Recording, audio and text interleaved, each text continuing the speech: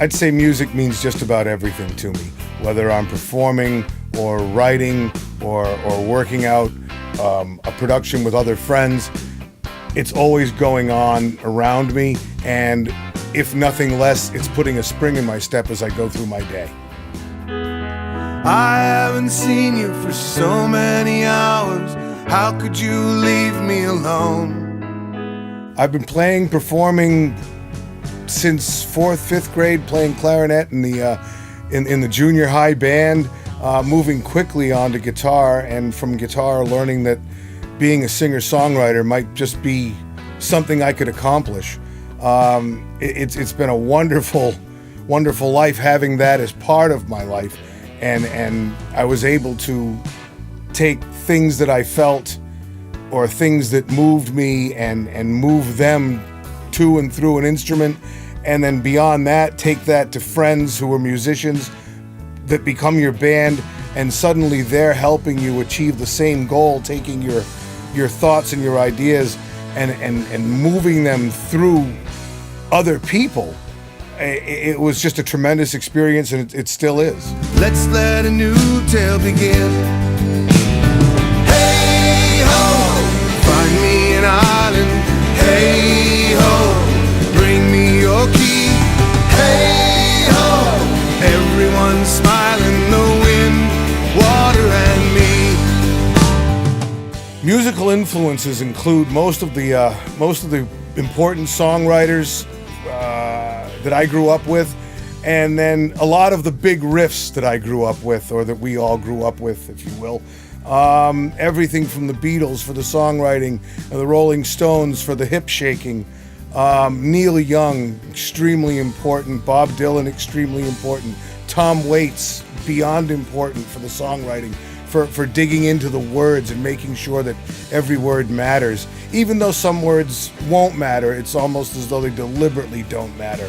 And that was important to pursue.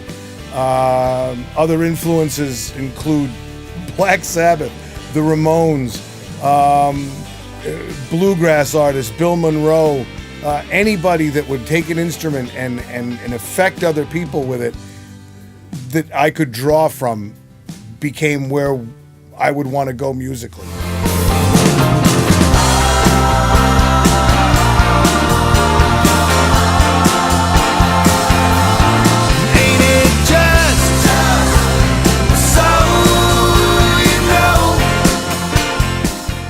The guitar is, I guess, a main instrument. I certainly like to play that more than anything else, and that's where I do most of the songwriting. At the same time, I love playing the bass. I've been a bass player for other singer-songwriters. I enjoy banging away at my piano, and I've been known to put a saxophone or clarinet track on things. Along with the mandolin, in the banjo, getting into instruments like that, my favorite thing to play, honestly, is probably my washboard. I could spend hours accompanying just about anybody with a washboard and a big grin on my face. Just before sunrise, the captain is walking decks that'll take us ashore. Just before sunrise, and up all night talking. Let's not say anything more. I think I wrote my first song right around 10th, 11th grade for a high school rock and roll band. It was a darn good song for a high school kid with a pen and a guitar, and I guess I like it because I'm still playing it. So the Joe Cotton Band comes from other singer-songwriters I'd worked with insisting that I just begin performing on my own with the songs that I've been writing the whole time I've been playing with them. Needing a name for this project, we were going over just about anything that might be a cool rock and roll or country kind of name.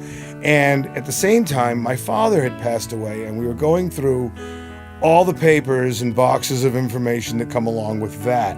And we came along a birth certificate from before I was adopted that had my name as Joseph Michael Cotton from my birth parents. And I thought, geez, what an opportunity to give that name a life. And at the same time, it was an ideal name for a rock and roll band. the Joe Cotton Band. It feels like you've been listening to it forever, and yet here it is brand new. And I hear you breathing next to me there in the night. So I had just gotten back from Southern California with my my then fiance, and then way back high school prom date, and we were talking about, isn't this unbelievable that we get to do all of this twice in a lifetime? And that became the song Twice.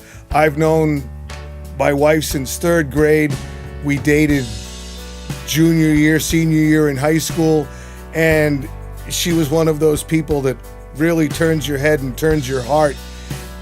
And when we got back together a second time, it really was one of those twice in a lifetime moments, and it absolutely deserved a song.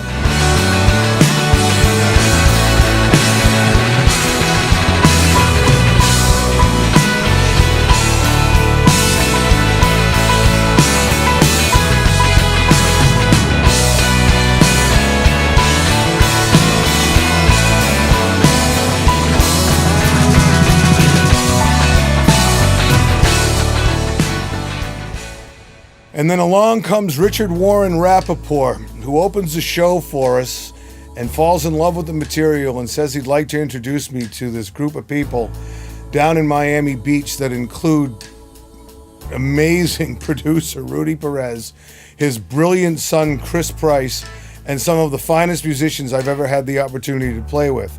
Steve Martel is a great songwriter. When I first heard his songs, I was blown away because I knew that he's the real deal. So that's why I paired him with my son Chris Price, who's also a rock and roll master producer. And I think their collaboration is for forever. I mean, it's one of those collaborations that when people hear it, they're gonna know these two really made some great records. And I just wish him the best because he's genuinely a nice guy and a great rock and roll voice for the 21st century. Steve, keep rocking, baby. Yeah, you know, Steve just gets it. He gets good music, he knows what he wants, and it's been really a pleasure to work with him. And all the songs have been great. He's got a mountain of material, so we're kind of like wading through all of it and picking out the absolute best stuff, which is the best problem to have when you're making a record. And everything's come together so quickly and so easily, and all the musicians come in and we just knock tunes out, and it all sounds so good. It's the best kind of record, you know. It's the best kind of session. It's why I get up in the morning. So, you know, I'm really excited for everybody to hear what we're doing. The idea now being to take the material that we're working on and introduce it to the world. I'm hoping for rave reviews from everywhere, from down the street from my house to down the street from your house, wherever you might be watching this.